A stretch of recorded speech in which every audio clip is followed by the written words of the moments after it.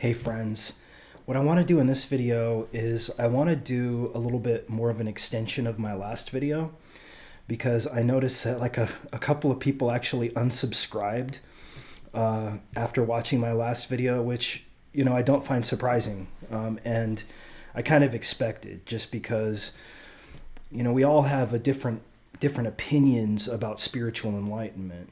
And we can very much get triggered when somebody has, a differing opinion or viewpoint.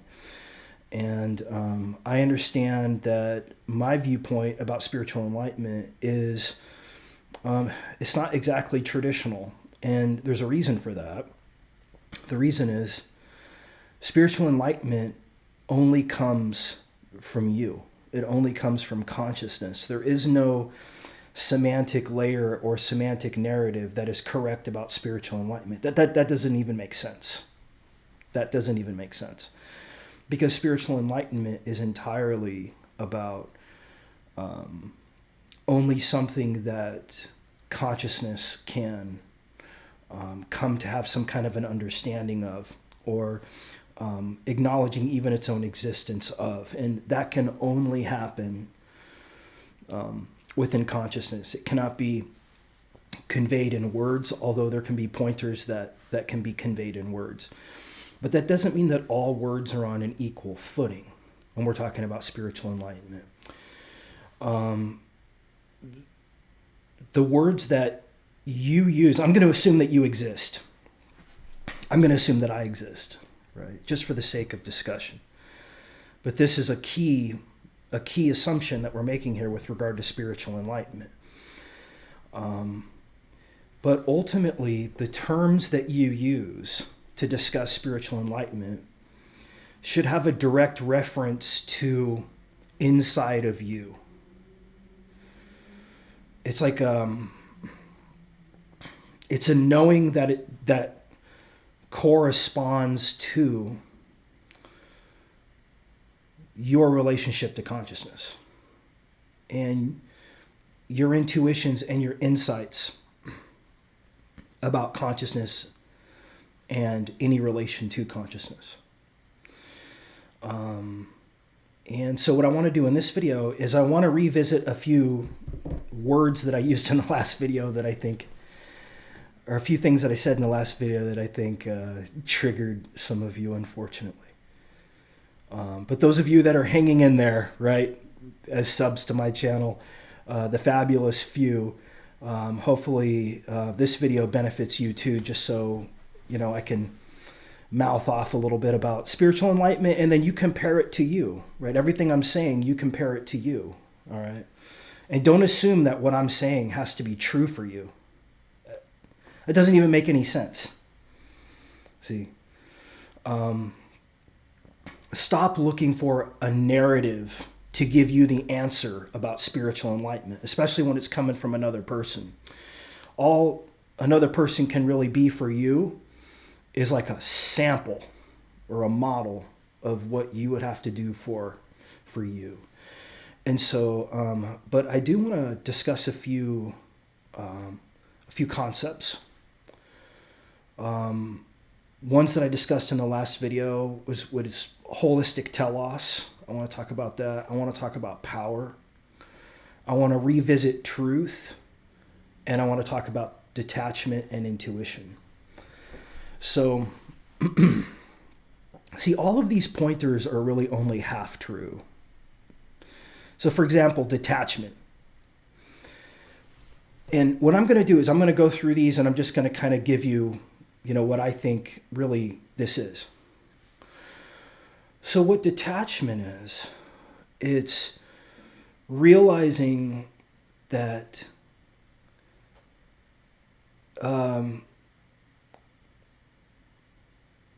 consciousness is not, it's not something that's wrapped up entirely with the material world, including your life.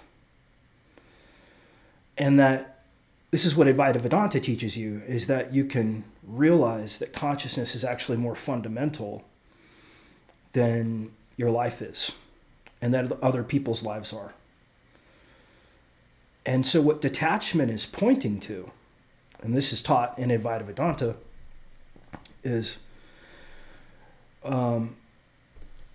detaching yourself from karma or detaching yourself from samsara means, as Maharshi would say, snuffing out the I thought, or snuffing out more specifically, the attachment that you have to the dream.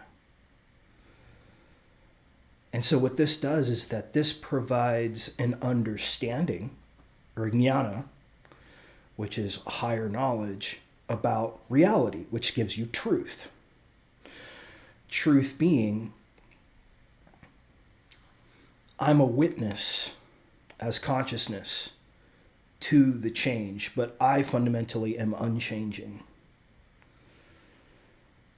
That's one sense of detachment.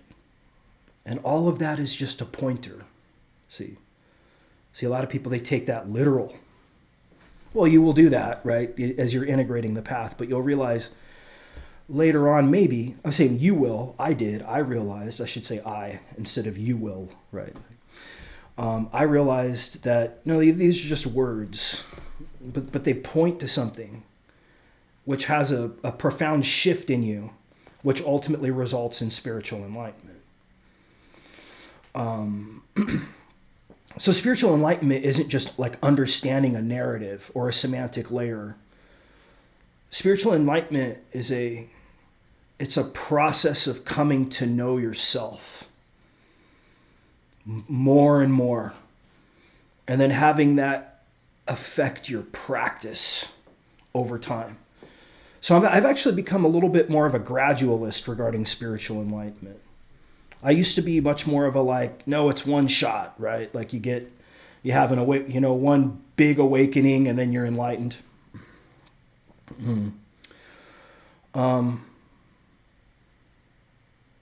It takes a little bit of, it takes a while for the practice to catch up with the insights.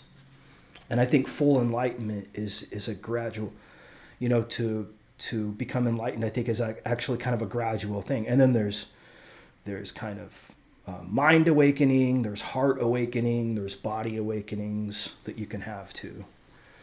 But I think, if you want a phrase, if you want a bumper sticker, it would be something along the lines of understanding truth, understanding power, and understanding holistic telos too, or teaching. So it's about having a set of pointers, but not clinging to them too hard. So that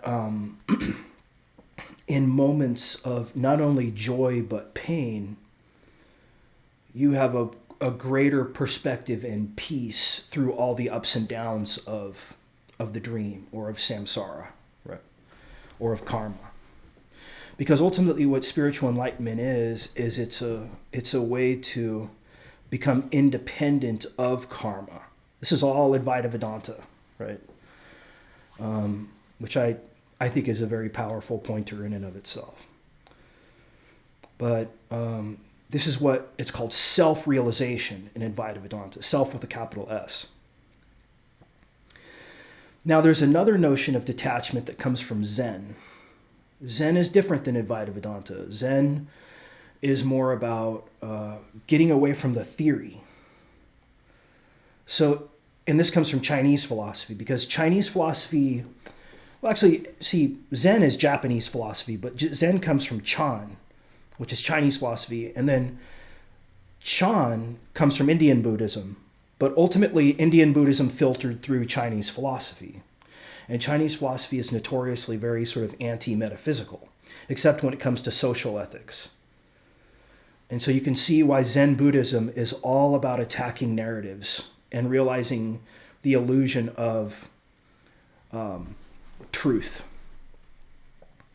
So it's kind of like the step after Advaita Vedanta, one of the steps after, you integrate Advaita Vedanta, but you never lose the Advaita Vedanta.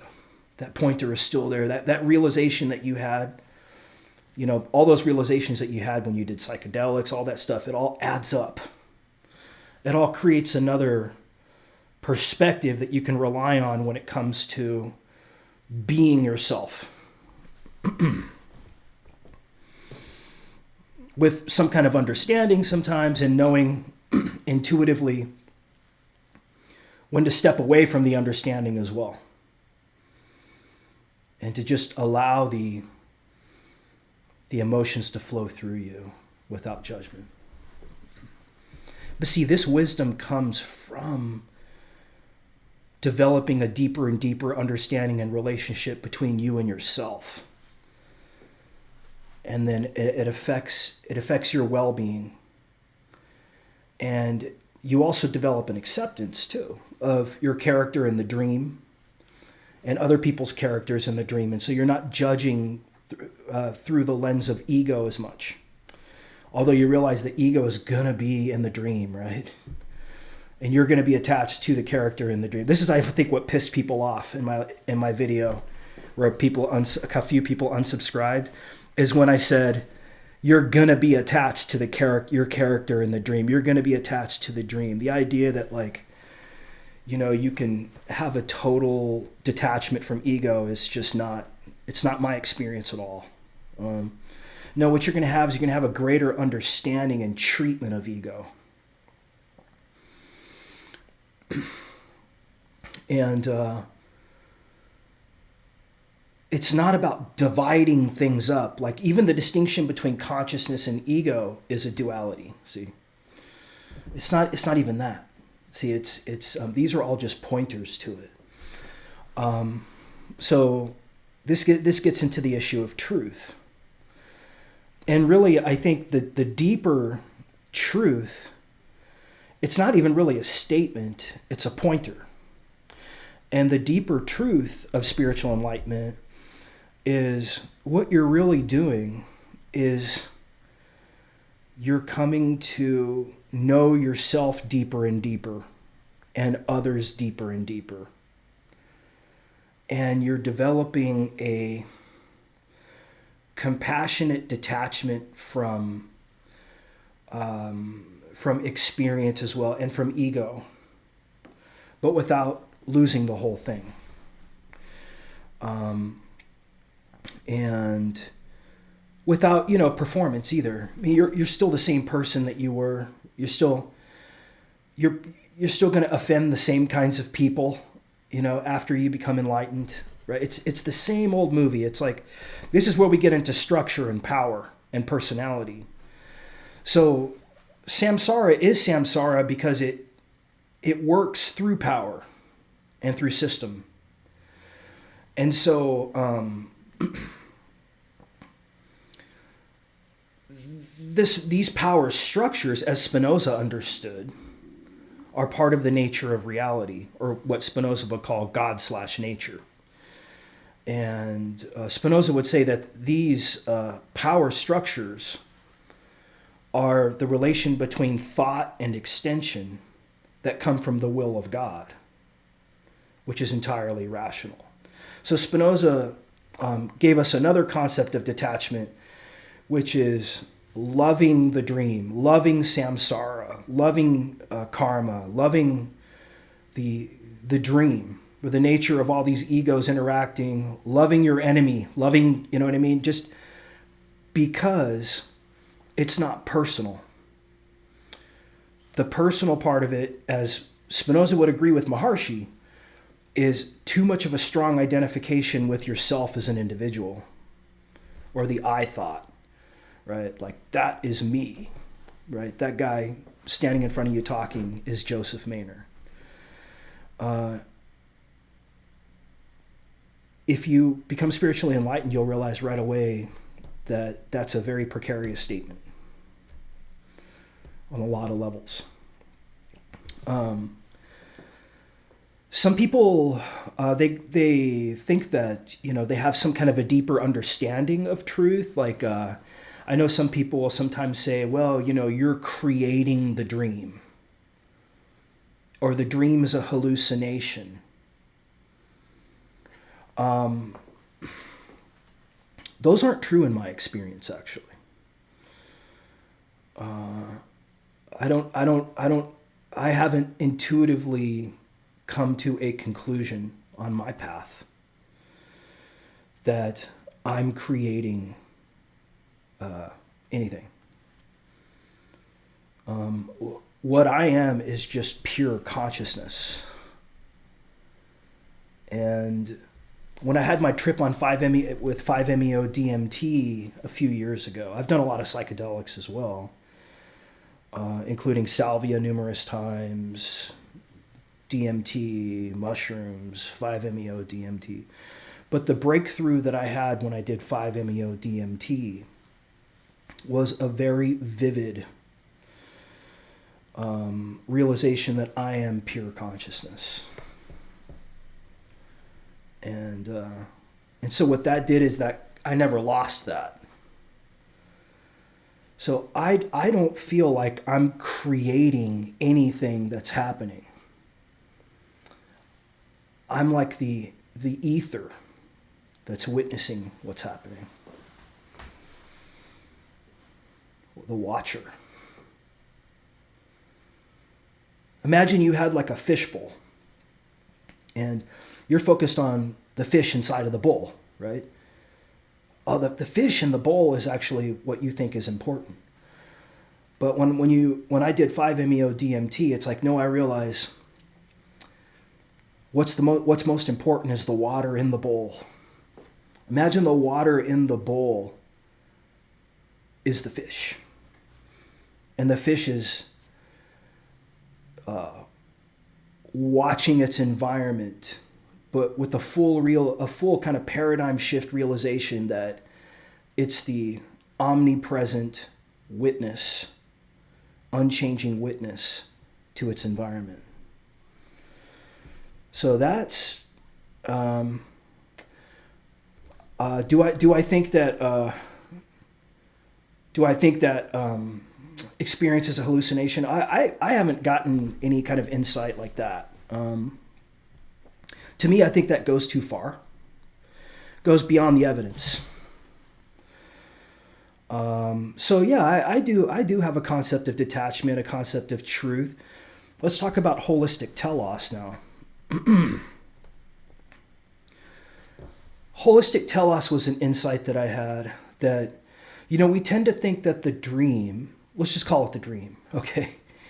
Which already creates a duality between dream and not dream, but we got to say something, right? What holistic telos means is instead of thinking that the systemic structure of reality and the process of reality is just some kind of a dumb machine,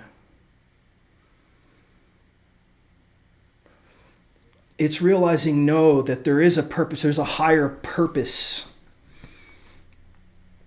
with experience. And what it is, ultimately, is it's about education. That's what's driving. And the reason why the dream is focused on education is because it's focused on love. And that translates to care. And one of the ways that you care for somebody is you try to give them pointers to expanding, to doing self-improvement. Not only for themselves, but as an example to others. So you're here to be an example to yourself and for others. That's what holistic telos means. And the nature of the dream is about education. And the education comes from love. So Spinoza was right, although he's a little too rational, a little too mechanical. But it's the love of God that creates the systems, all the ups and downs, birth, death process that happens in the dream. It's basically love. But it's not love like I'm going to love you like human love. It's love for everyone, for the whole. Every experience that you encounter is an act of love from the whole. And I have a distinct realization. I mean, some of it comes from my study of Spinoza. Some of it comes from my like trips on LSD, mushrooms, and just without that too. I just realize, and what this does is this keeps you from judging things too harshly. Like even your own like quote unquote failures, or somebody does something to you or you do something to somebody else. Again, this word detachment, like you realize it ain't personal. In fact, it's all about love. All the adversity that you experience matured you. It's about maturity. So God, or consciousness, or whatever you want to call it, the deeper you, the deeper we, the water in the fishbowl, it wants everybody to grow and learn and mature. See, this is where I think the Indians got it right. With the wheel of samsara, karma, how, people are on a process of growth, and then spiritual enlightenment is kind of like the final point because you can detach from the whole thing and still not lose it too. And you can have a deeper understanding of love, a deeper understanding of power, where it's not totally just thought of as an egoic thing. Somebody did something to me, or this or that. No, it's like, it's not personal at all. And in fact, it's all happening for your benefit as consciousness. Because what consciousness enjoys is loving itself. The way God loves itself is through creating pockets of space for growth to occur.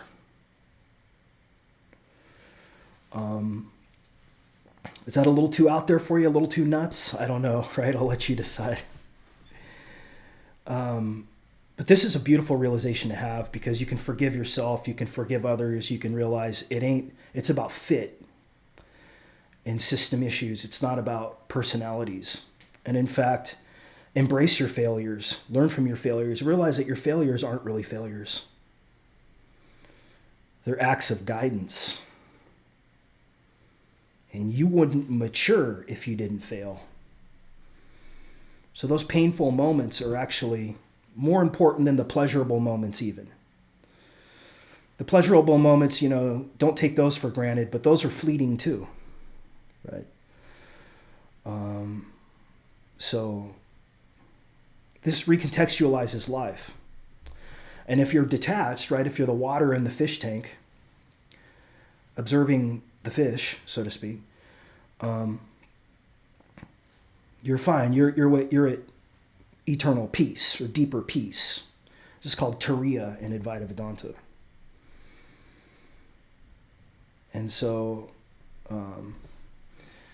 we talked about what else could I read? Okay, so we talk about love. We talked about truth. We talked about power. We talk a little bit more about power. We talked a little bit about Spinoza and how the whole is a being. And then Advaita Vedanta considers the whole consciousness. So then it becomes consciousness as a being. And then with like Jung, we can reattach to the dream to try to do development work on our ego, so we can work on our shadow. And what this further allows us to detach, this kind of Jungian shadow work kind of stuff, so that we don't develop spiritual ego, and so we don't attach to the dream, in a kind of backdoor way, which I've seen too with spiritual teachers who haven't integrated Jung's work. So people who have done Advaita Vedanta, but they haven't necessarily done any like serious shadow work. All these things are useful. And then what Zen does is Zen liberates you from the theory. And so you learn how to like pick the theory up and then put it down, pick it up, put it down, and just kind of practically live your life. Because again, in Chinese philosophy, it's not about reality-based metaphysics. It's about ethics. It's about living well. So Zen is much more focused on process, meditation. Yes, having some theory, but also realizing too that theory actually attaches, it's the I thought, right? So the theory is what keeps your attachment to ego alive. And even if it's in good faith, like you think, you have these pet theories about truth or whatever, that prevents you from becoming enlightened. It's not that direct. See, Spinoza thought that there's a direct correspondence theory of truth, right? And that's not the way it works, because that assumes that that consciousness is some kind of intellectual thing. No, the thought is occurring within consciousness, right? I had a distinct awareness when I did 5-MeO DMT.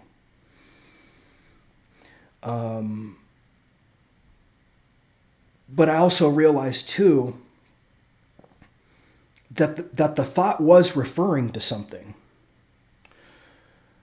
Because I had the realization, like it wasn't like there was an intellectual realization that went with the trip. So in other words, when I became consciousness, I did have the thought, holy shit, I'm different than I thought I was. So even though that was occurring within consciousness, even that container metaphor isn't quite correct. Because it was like those words were coming from inside of consciousness just as much as they were pasted on top of consciousness. Or it was like consciousness realizing its true nature and then putting that into language. But it wasn't just like a cognitive understanding. It was also like, it was a visceral feeling too. Like it was, it wasn't just an intellectual understanding. It was like an existential transformation.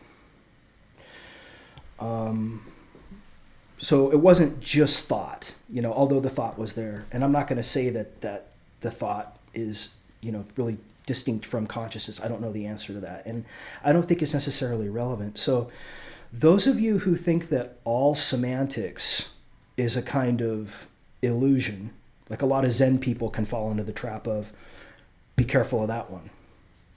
No. Thought that refers to consciousness is not on the same level as other thought. And you need to be able to know the difference there. It's not just one or the other, it's both.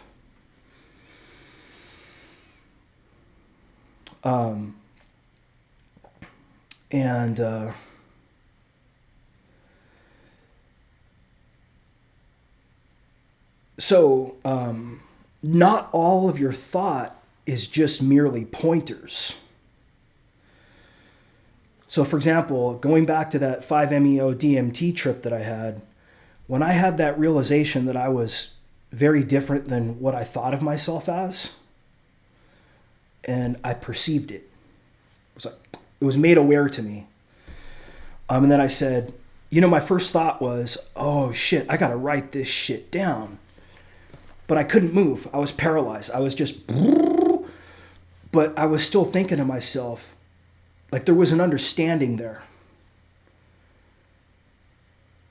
And a witnessing. And then when I started coming down, that's when all the more philosophical kind of talk, stuff happened. And I realized that was very different from just being consciousness itself. That philosophical come down part. So yes, not all words are merely, like the semantic layer isn't entirely divorced from the existential or the relational. In other words, not all words are just merely pointers. So this gets into the whole Zen koan thing. It kind of treats language flippantly. I would say yes and no. And that's why there's a stage after Zen. Zen is not the terminus point on the path. In fact, there really is no terminus teaching on the path because consciousness is not a teaching. Again, consciousness is a relation between you. It's a it's even use the word relations a little bit kind of weird, but it's being more fully and fully your true nature. Being, thinking, feeling, forgiving, all those kinds of things. Allowing, releasing, but then also not throwing, it's yes and no for a lot of these things. Like not throwing something draconianly away because you think that you've passed it. No, it's part of what's here, right? Including thought. But not all thought is referencing God or being in this kind of higher consciousness jnana sense. But some of it is. Some of it is pointers and kind of partial, but not all of it, right? And so you have to use, this is where intuition comes in not trusting other people. You have to know the difference using your intuition about the status of thought and its relation to your life. Nobody can do that for you. There is no philosophy that can do that for you.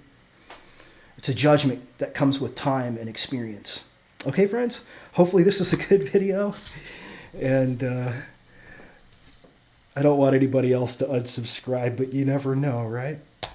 Maybe I'll get a few new subscribers. That always makes me happy. So thank you very much. I'll talk to you in a week. Take care.